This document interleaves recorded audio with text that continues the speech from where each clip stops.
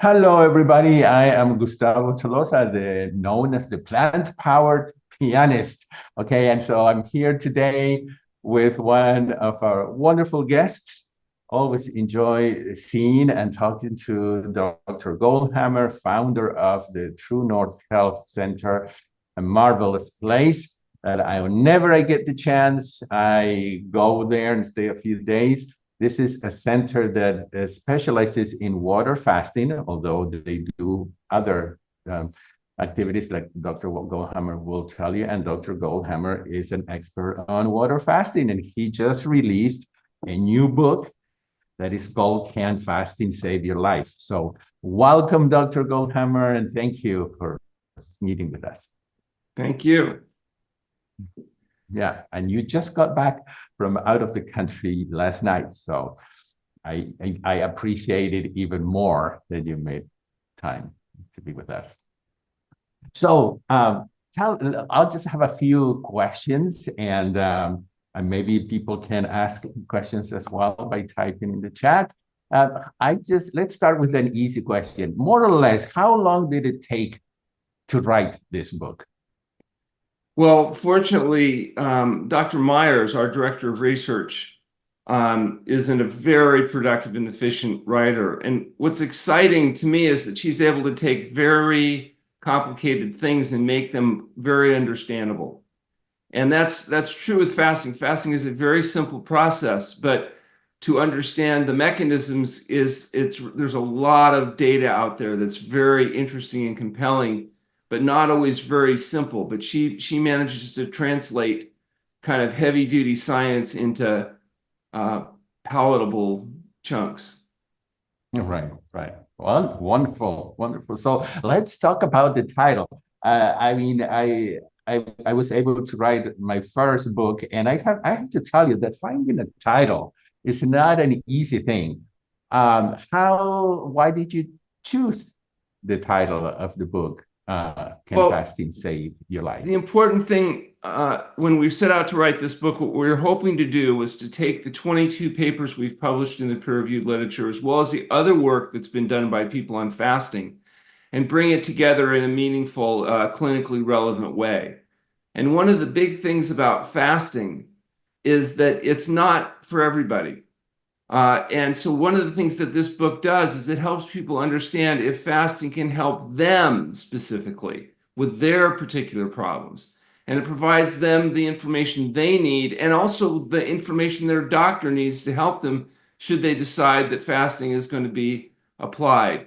Some people will come to places like the TrueNorth Health Center to fast, which is our preference, but not everybody's able to do that. And it is possible for people to undergo fasting on their own, as long as they follow the same kind of protocols that we use at TrueNorth Health. And essentially that means figuring out, number one, are you a good candidate for fasting?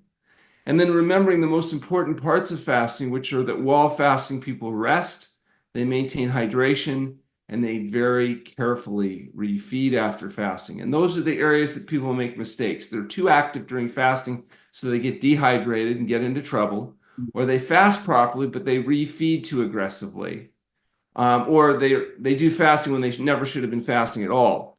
And so it's important, if you want fasting to be safe and effective, which it can be, that you make sure that the history exam makes sure you're a good candidate for fasting. You rest when you fast, you hydrate, and then you carefully refeed. And it takes about half the length of the fast to properly realiment after fasting. Right, right. Well, you got it a little ahead, but that's okay because I wanted to ask you, how do you determine who is a candidate for fasting? Who are the people who would not be able to fast? Sure. So the people that are good candidates for fasting, not surprisingly, are the people that have conditions that are caused by dietary excess. So it turns out that there are certain conditions that are dominating in our society today. They include heart disease, diabetes, autoimmune diseases, and diabetes, as well as some forms of cancer, including lymphoma. And those conditions make up somewhere around 80% of the conditions that people are experiencing. And, these conditions sound like they're completely different, like diabetes, cardiovascular disease, autoimmune diseases, and cancer. In fact, you have to go to different doctors even to be diagnosed or managed with these conditions. So they're treated as if they're completely unrelated, but in reality, they're all caused and associated with the inflammation that's associated with dietary excess and the obesity that comes with it, and not just the overweight, but particularly a type of fat called visceral fat. So visceral fat's the type of fat that accumulates around your belly and in the organs, and it produces inflammatory products. Visceral fat is hypertrophic, hypermetabolic. It gives off inflammatory products that cause these different diseases. It's interesting, even conditions like COVID-19, one of the big determinants of whether you lived or died was how much visceral fat you have. Because the more visceral fat you have, the more inflammation you have, the more vulnerable you are to all of these conditions. One of the things that's very interesting about fasting is it preferentially mobilizes visceral fat. Just like fasting preferentially mobilizes other tumors. For example, if you go on a fast and you have breast tumor and you lose 10% of your body weight over a couple of weeks of fasting, you wouldn't necessarily lose 10% of your breast tumor. You might lose 50% or 100% of your breast tumor because the body's breaking things down, not linearly, but geometrically. And so the reality is that when you have visceral fat, like if you have 20 pounds of fat on your body, you have probably on average about 2 pounds of visceral fat. It's like saying you have a 2-pound abdominal tumor giving off inflammatory products and making you sick. People would not be surprised if you told them, oh, you have a 2-pound tumor, that's not a good thing.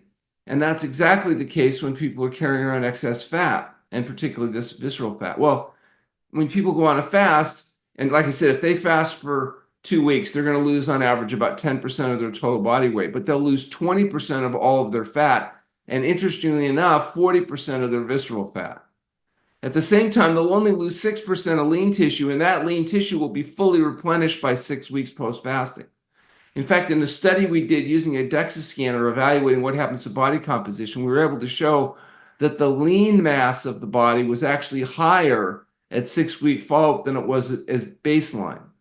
But the fat continues to come off. So not just while you're fasting, but as you continue to eat a whole plant food SOS-free diet. Right, right. And you mentioned the word that to me is the most scary, is the scariest word, which is inflammation, because like as you said, it's the cause for so many conditions that you have to see different doctors for, but it's inflammation from that visceral fat. So yeah.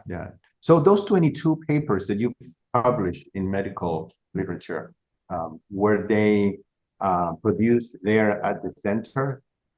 So yeah, TrueNorth Health Foundation, who does the research, is a 501(c) nonprofit that uses TrueNorth Health Center as its human subjects laboratory. All of those research papers were conducted at the TrueNorth Health Center. They're all available if you go onto the foundation's website at fasting.org or the center's website at truenorthhealth.com. You can download all of those articles and read for yourself. Or you can read our book, Can Fasting Save Your Life, which takes all that information and puts it into a format that's much more palatable to the average reader. Right. Let's take a second here and do a mini commercial. Can you show us the book? And while you show us the book, let's see, you have to put it there. There you go. Okay. So this is available on Amazon. It's also available on the True North website or at a bookstore, right? Yeah. Oh yeah, it's available anywhere that you can get a book. It's a book that's now available. So how can people get a signed copy? It has a lot of information about fasting itself, fasting, its history, its application, the outcomes that we've seen. It's got a lot of detailed information that was useful for a physician in terms of testing that's done and how to interpret that testing, so that people really have in one place a comprehensive, accurate scientific view of what happens in fasting, what one can expect, and how to help determine if you're a good candidate or not for this type of application. We talk about intermittent fasting as well as the fasting we do at TrueNorth Health Center, which is long-term water-only fasting. Right, right. So you mentioned that if, of course, the ideal is that people go to the location and be monitored. If that's not possible, it can be done correctly long distance, and they would have to follow protocols that Yeah, you set the up. protocols are the same whether you're at home or at the center. And we do have doctors that work remotely through Zoom that can work with patients and their doctor. But again, the first step is to make sure that you're a good candidate, Right. figure out expectation of duration, and then make sure a person's resting and monitoring themselves properly in conjunction with their local doctor if they're at home, and then that they come off the fast carefully. If you do that, fasting is a safe and effective process for overcoming a wide variety of chronic conditions. Now, there are many people that are not good candidates for fasting. For example, if you're pregnant or lactating, you wouldn't want to do water-only fasting because you'd lose your milk production. That wouldn't be a good thing.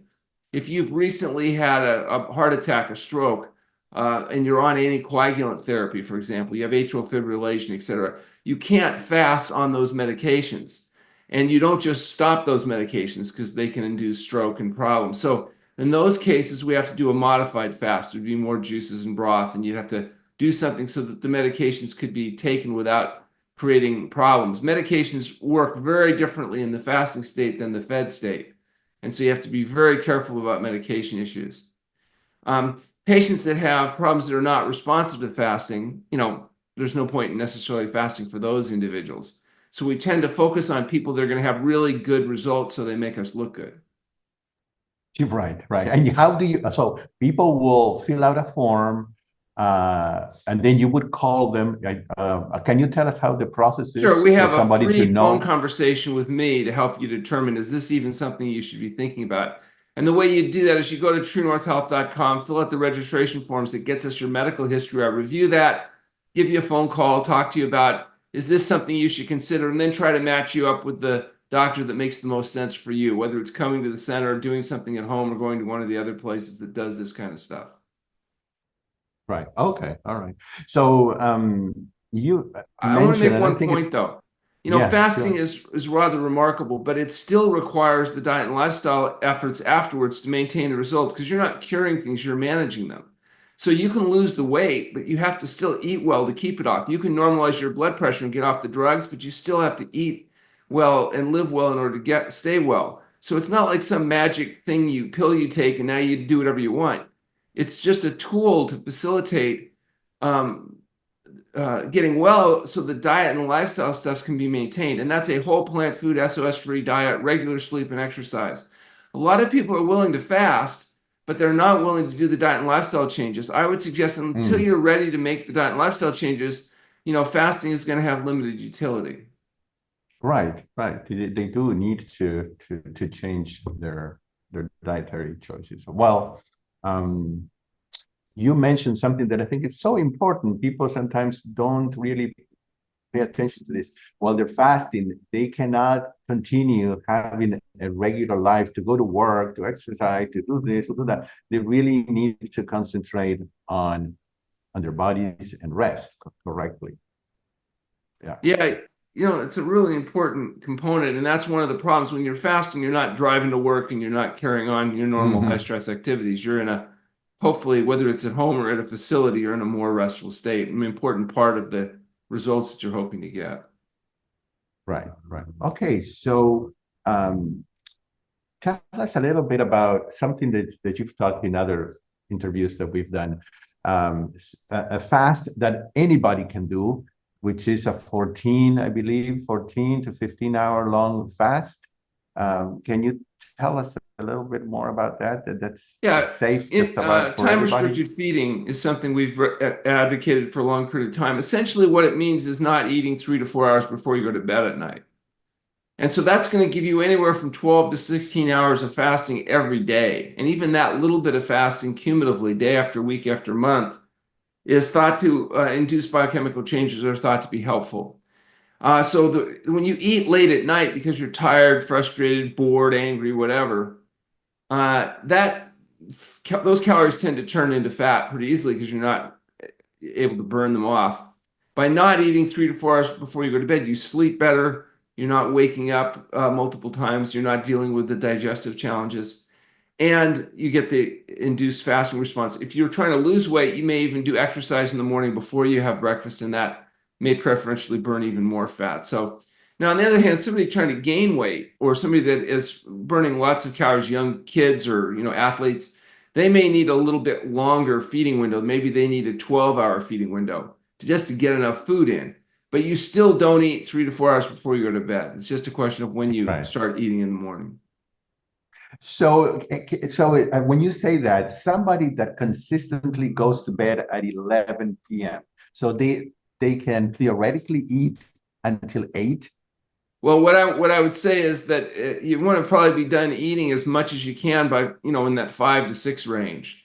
And then you have a minimum of 3 to 4 hours of no food before you go to sleep. And then instead of going to bed at 11, try to go to bed at 10, because the problem is a lot of people are not getting enough sleep. And sleep is one of our most important activities. It stimulates the anabolic cascade of hormones associated with healing. If you don't get enough sleep, you're not going to have enough energy. If you don't have energy, you won't be willing to exercise, eat well, or treat other people nicely. So as a consequence, sleep deprivation is one of the major health compromising problems that people experience. So try to get to bed at a decent hour. Right. Don't eat 3 to 4 hours before you're to bed.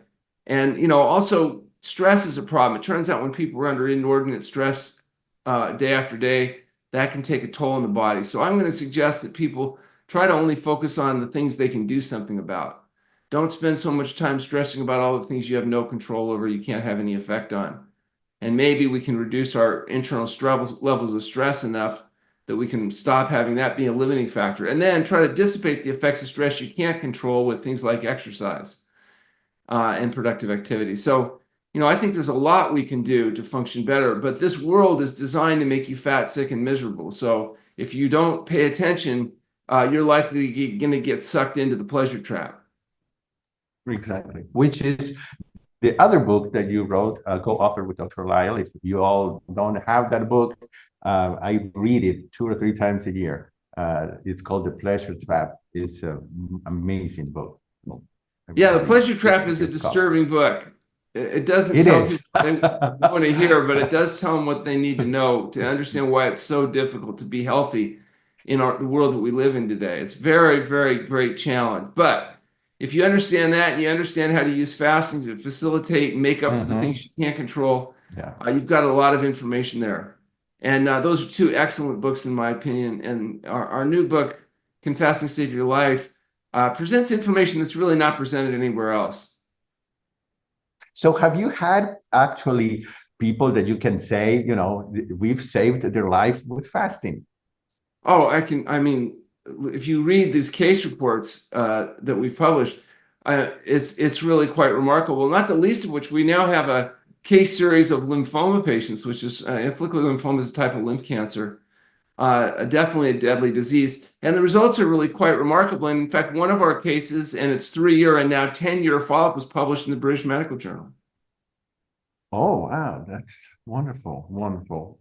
Have you had any positive results with curing fibroids? Yeah, uterine fibromatosis. It's interesting. There's a number of conditions that happen in females, including fibroids, fibrocystic breast disease, dysmenorrhea, menorrhagia, polycystic ovarian syndrome. These conditions are all hormonally mediated. Simplistically, it's essentially estradiol not breaking down to estriol, so it can be excreted. Estradiol goes higher, and higher estradiol seems to be associated with all those conditions. Well, the reason fasting is so effective in all those conditions may be because of the rebooting of the gut microbiome. So you get a different microbiome, bacteria, protozoa, et cetera, that live in the gut that break those hormones down and allow those female hormone imbalance issues to respond very consistently. So that is a class of conditions that often does well with fasting followed by a healthy diet. Okay, all right. Somebody has a question. She says, I have heard you say that you believe fasting is more beneficial for healthy people than unhealthy people. Can you explain why that is? How frequently should a healthy person fast? Yeah, we did a study recently where we said, we knew that fasting was helpful for sick people because we've done it for 40 years. We've had 25,000 people do it. But we thought, what if we got healthy people, metabolically healthy people, and we fasted them? What effect would it have on them?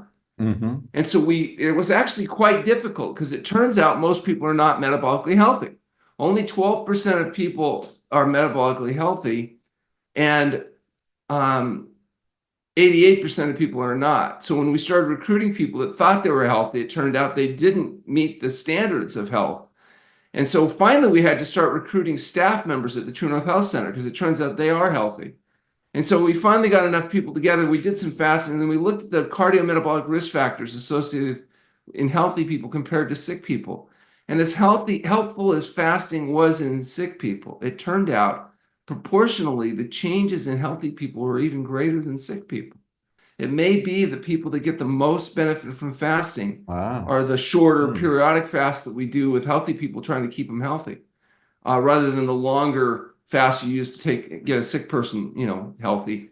And so we're very excited about that. We're going to be doing a large study next year looking at, fasting in healthy people, if we can find enough healthy people to be able to fast them. It's interesting, less than 3% of people now engage in even the most fundamental basics of healthful living. That is, they don't smoke, they eat a, quote, healthy diet, which is not as we're defining it, but just in a general sense. And that they get some level of physical activity. And if they're a female, have less than 25% of their body made up of fat. And if they're a male, less than 20% of their body made up of fat. And, that's not a spectacularly aggressive requirement, but of those four factors, those most basic factors, only 2.7% of people can now maintain those. So 97.3% of people don't even do the most basic components of what would be considered health. The majority of people, by the time they're 60, have hypertension. About 74% of people are now overweight or obese, and it's going up every day. In fact, right now, there's 3 southern states that are competing to see which state will be the first state to have the majority of their people defined as clinically obese. Most of the western states have about 35% obesity saturation. Most of the eastern and southern states have about 45% obesity saturation. There's only one state in the United States that does not have more than, that has less than 30% obesity. Now, I want to point out, these numbers underestimate obesity because they're self-reported. They're self-reported. And it turns out people lie. And they lie saying they're thinner than they are, not bigger than they are. So these numbers that I just gave you probably underestimate obesity by as much as 40%. So the only state in the United States that has self-reported obesity less than 30% is Washington, D.C., which means the people that live in Washington, D.C. are the smallest overeaters or the biggest liars. I'll let you decide which it most likely is. We'll have to think about that. That's really interesting. Well, going back a little bit to the fibroids, somebody says that she recently did a 20-day water fast, but she's not sure if that made any There's changes. 2 ways she's in of the UK. Yeah, you have to evaluate the fibroid on 2 levels. Number 1 is menorrhagia, the excess bleeding that usually brings people's attention to the fact that they have fibroids. That very often improves, or often dramatically, after fasting, but you have to wait for the second cycle because the hormone cascade that's set up for the first cycle after fasting has already been set up before they fast. So you have to wait a little bit to see, did the fasting have an effect on that? And then the other thing is the size of the fibroid. If you use ultrasound, you can see whether the fibroids are getting smaller. Sometimes the fibroids won't get smaller, but the menorrhagia will resolve, which is good. Other times you'll see a resolution of both the size of the fibroid and the resolution. Sometimes you won't see it right away, but you'll see it in the months that follow because of the hormonal changes that occur as a consequence of the fast. And then the other thing is there's a little trick here, though. You can do a fast however long you want, but you still have to do the diet and lifestyle stuff in order to maintain the results. So you have to be prepared to eat a whole plant food SOS-free diet. And if you do that, you're still going to be, if you're overweight, you'll be losing, if you're a female, 2 pounds a week additionally. So you can often tell what level of compliance is how closely are people adhering to the diet, is how quickly they're achieving their optimum weight goals. And some people, they're eating a pretty good diet, but they're still having a little chocolate, a little cheese, a little alcohol. Well, you don't get necessarily the same results as if you actually do it properly. Correct. Okay. Even if a woman is on hormone replacement therapy, do you think that there are positive results? Oh, absolutely. Yeah. Hormone replacement therapy has some risks, though. And you want to try to get enough improvement that you can eliminate the need for hormone replacement therapy. Correct, correct. And just, we have people here from all over the place, and some of them don't know much about the diet that you and I are talking about, which is a whole food, plant-based diet, SOS free. Can you, in a nutshell, just say something, even though Yeah. there's a lot So to we're say talking about it? about the fact that for 200,000 years, human beings ate whole foods. So fruits, vegetables, grains, legumes, nuts, and seeds. And for 200 years, we've been using what's called ultra processed foods. Refined carbohydrates, sugar, alcohol, processed, packaged, heated, beaten, treated, chopped, diced foods. 70% of calories now come from ultra processed foods in the average person. Only somewhere around 7% of calories come from fruits and vegetables, and a third of that's potatoes, and those are mostly served as potato chips and French fries. So right now, it's whole foods like fruits and vegetables have become the decoration on the plate. It's the parsley person doesn't eat. It's the ketchup on your kid's school lunch program. And as a consequence, that's where the obesity, the visceral fat, the inflammation, and these diseases are coming from.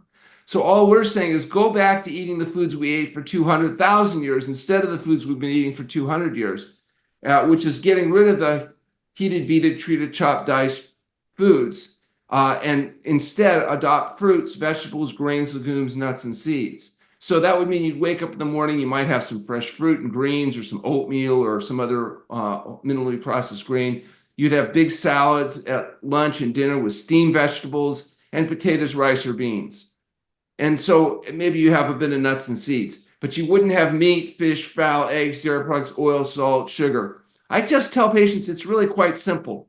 Close your eyes and go inside yourself and get really quiet and say, do I really, really, really, really, really want whatever the food is that you're thinking about? And if the answer is truly yes, you can't have it. You get nothing. Because the Yeah. reality is, the reason you really, really, really, really want it is because it bangs on the pleasure trap. It's stimulating artificial stimulation of dopamine in your brain that is giving you a drug-like effect. What I'm suggesting is that salt, oil, and sugar are not food. They're hyper-concentrated food products that are added back to food to make food taste better. And that's what tasting better means, is it results in more dopamine stimulation in the brain. Dopamine is the neurochemical associated with pleasure. To really understand this fully, you want to read our book, The Pleasure Trap, because it really explains how this works. And then it all makes sense. You look around and say, how could everybody be so fat and sick and having all these problems, despite how many trillions of dollars we're spending on supposed healthcare?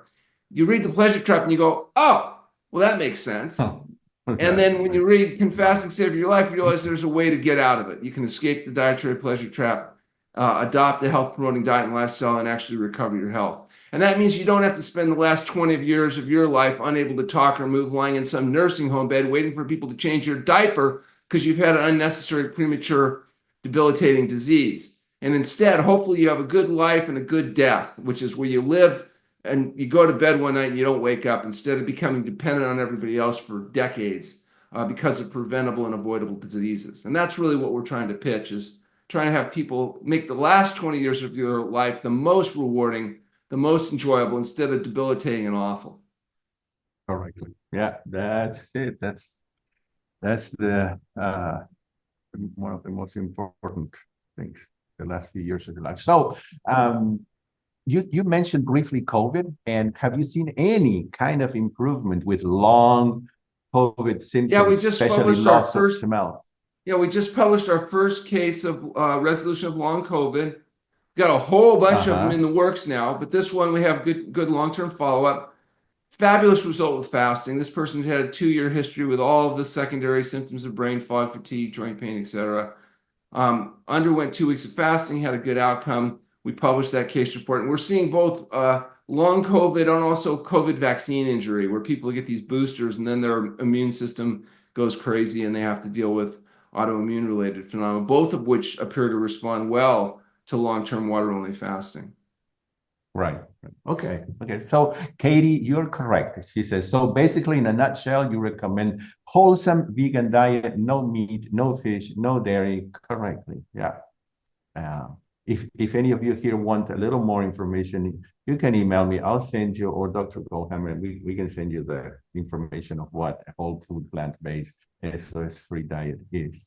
So tell us something that it's so intriguing, so just great. I love to hear and learn about this, which is once the body runs out of glycogen, which may take in a few hours depending on the person.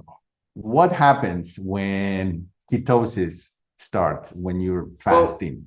For the average person, it'll take a day or two to deplete their glycogen stores. These are the sugar stores in your muscles.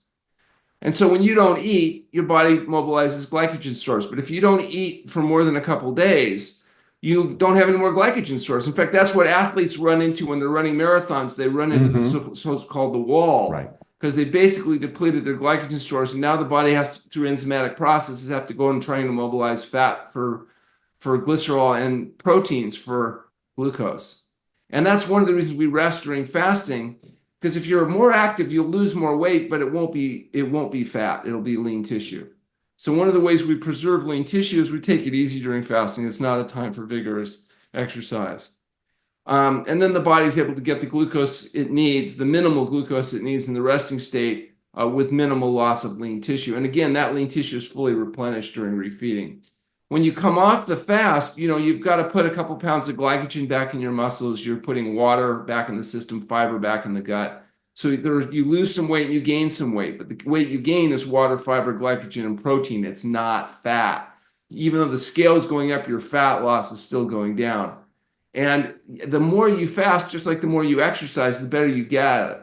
The more efficient you get at mobilizing these micro and macronutrient mobilizing enzyme systems. So people that fast regularly, whether it's every day for 12 to 16 hours or once a year for a week or two, year after year, they get better and better. In fact, it's interesting to see these people we've been treating for 30 to 40 years in some cases, where we've been fasting them every year for a week or two, and they're eating healthy and trying to exercise, and they tell the same story. Everybody they know is dead, including in many cases their kids. Their kids are having heart attacks at 60 because they're not following a healthy diet. Here they are in their 80s and 90s in some cases now, sharp as tacks and doing great. So I always tell the story of my mom. When she was 92, she realized she'd outlived all 50 of her lifelong friends. Everyone was dead.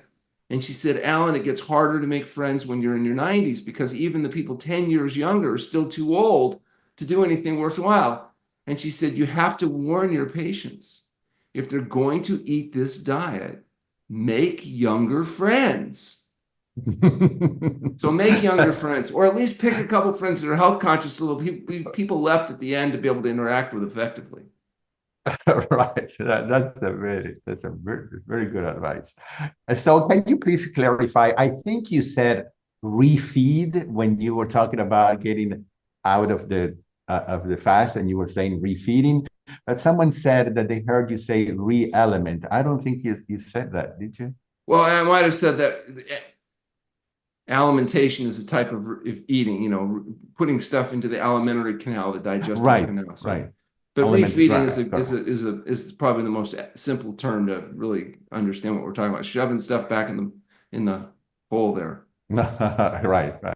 So interesting here. Are there any studies or treatment centers focusing on fasting to intervene on addiction-like substance use disorders or compulsive eating, binge eating disorders?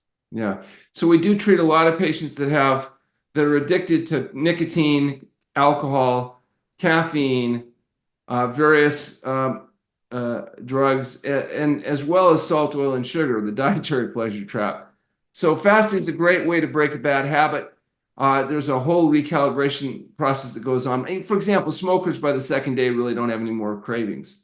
Some people say it's because they're so miserable from fasting they don't think about the cigarettes, but it's not really true.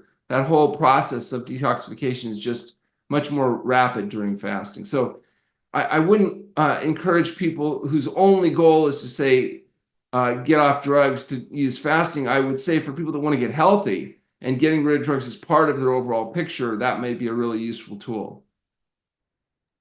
Right. So what you said earlier, let's say that someone is fasting for 10 days. That means that the refeeding process is going to be 5 days, correctly? Yeah, the controlled refeeding process is 5 days. By the time you're at 5 days, you should then be on a hopefully unrestricted whole plant food SOS-free diet. Are there any foods that are, I mean, how is food introduced? Fruit first or steamed Yeah. veggies first? I mean, Some of that depends on the patient, but in general, we'll use a day of fruit and vegetable-based juices for every week of fasting, a day of raw fruit and vegetables for every week of fasting, and then we introduce steamed and starchy vegetables, then grains and legumes, nuts and seeds, just increasing caloric density. What you don't want to do is overload the system. A lot of the detoxification that occurs with fasting continues to occur during the refeeding process. okay. All right. Someone is asking if you can share where she can get information on, well, as this topic, it may, I know it bothers some people, but anyway, she says, there are people in my family that are determined to get the next COVID booster shot. Can you tell me where to get the information that the boosters eventually lead to immune problems? Well, it's going to be a little bit difficult because there's been some active suppression of sharing information about complications from vaccines. In fact, it's a little bit politically incorrect to suggest that there can ever be any problems from a vaccine, although that information is coming out. We know a couple things, though, that I don't think are controversial anymore. COVID vaccine does not prevent people from getting COVID. So the idea that, oh, if you take the vaccine, you won't get COVID, that's not true. And I don't think that's particularly contested. That was never even asked by Merck or Pfizer originally. They just said if you take the vaccine, you're less likely to die from getting COVID. It might make the COVID less serious. That was the claim. They didn't say you wouldn't get it. And we know for a fact now that whether you have one vaccine or 50 vaccines has nothing to do with you getting COVID or not. So the idea that getting vaccinated kept you from getting it and spreading it to other people turned out not to be true. In fact, it may have been the opposite, because sometimes people, once they got vaccinated, they go, well, I'm safe now. I don't have to engage in healthy habits or safe practices or, you know, all the other things that might actually reduce your likelihood of spreading infectious disease. So that's one issue. That was also the main force behind the mandation, was the theory that if you vaccinate the kids, they won't get the older people sick, and then the older, fatter, vulnerable people won't die. Well, the problem with that theory was that, according to at least a large European study I've just seen, vaccination in children may actually be a higher risk than COVID in children, that more children die from the vaccination side effects, rare that may be, than actually from getting COVID itself. And in fact, looking at the myocarditis, the only kids in that study that manifested the myocarditis complication were kids that had undergone vaccination. So for your kids who are at very, very low risk from COVID and always have been, the low risk of vaccination may be higher than the low risk of COVID. And since the vaccination does not keep your child from getting COVID, it's harder to argue that we should be vaccinating kids when they're not actually at risk. If you were going to vaccinate somebody, you'd vaccinate the person that you felt was at higher risk of dying should they get COVID or cold or flu or anything else. You know, that would be the one that you'd be targeting. But what we didn't do as a society was say, oh, obesity is one of the major risk factors from dying from this and all other diseases. Right. Why don't we encourage people to lose fat, particularly visceral fat, so that they're less vulnerable for dying? In fact, we did the opposite. Everybody got fatter and sicker during our pandemic adventures. And so we really handled it poorly, which is manifest in the fact that the United States, despite all our tremendous efforts at vaccination and healthcare, had higher death rates from COVID than just about anybody. But it's also because we have a higher percentage of obese and higher visceral fat concentration than just about anybody. So we are more vulnerable. So I think that whole thing was handled, unfortunately, not as effectively, efficiently as it could have been. And also, it raised some very serious health issues, health rights issues, et cetera, in terms of the way it was managed by our government. Right. Okay, Dr. Now, the question was, where can you get information on complications from vaccination? And there are, if you go onto the internet, you can read all kinds of stuff.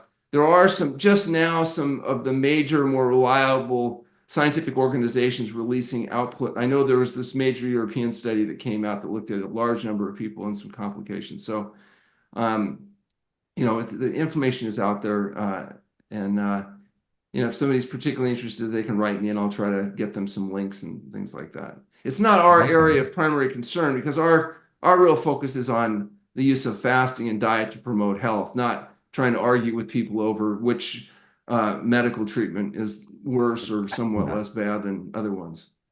Right, right. Let's just talk about one more thing before we go, and that is the confusion that still exists with protein. And somebody saying, well, as I age, which I'm getting into my 60s, and I eat a diet that is 15% protein, what form of exercise is needed? Higher protein intake is recommended by many sources now. It is confusing. Well, we need exercise that builds aerobic conditioning, so things that make your heart beat, walking, hiking, dancing, swimming. And we need stuff to build strength, flexibility, and tone. So, you need a variety of activities. One of the best activities is just walking.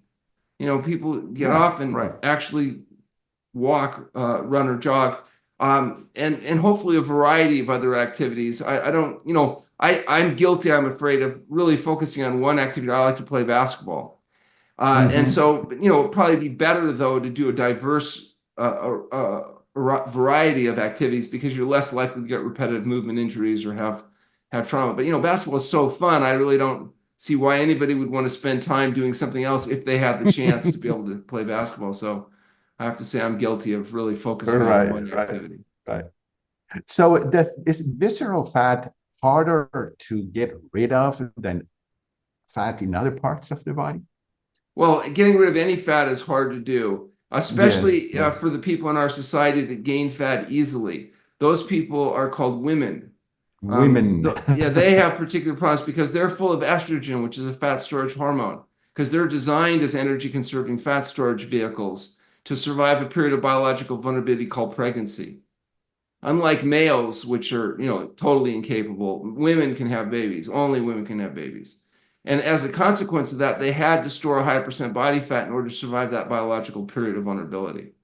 And so if you're a woman, you have to work harder on average than a male does in order to lose weight. And you ask any wife if she goes on a diet with her husband, who loses weight easier. Oh my gosh, not even. So average weight loss for a woman on a highly compliant whole plant foods SOS-free diet is going to be about 2 pounds a week, whereas a male, it's 3 pounds a week. It's 50% more. So basically that means for women, they have to work twice as hard to get half the results. That's just how it is. Yeah, unfortunately. Not just with weight loss either, by the way. Pretty much everything else too. That's right. Well, thank you, Dr. Goldhamer. This was another amazing conversation with you. Please show us the book one more time so that people who came in a little bit late, they can see it. Can fasting save your life? Of course it can. And you can do this at TrueNorth Center, or you can contact them and perhaps do it at your home with some help from the center.